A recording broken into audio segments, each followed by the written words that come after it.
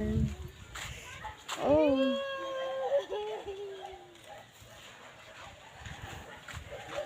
ធ្លាប់តែវាស្រឡះតែពេលនេះ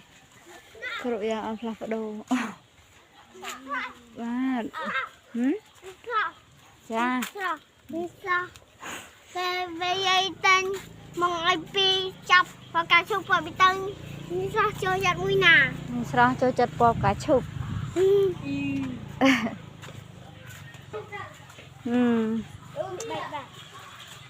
្នឹងហើយចង់យកទៅលើ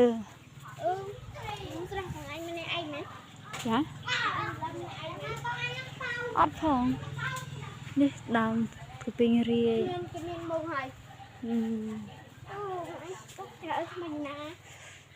អ្នកចាំបងរកឲ្យ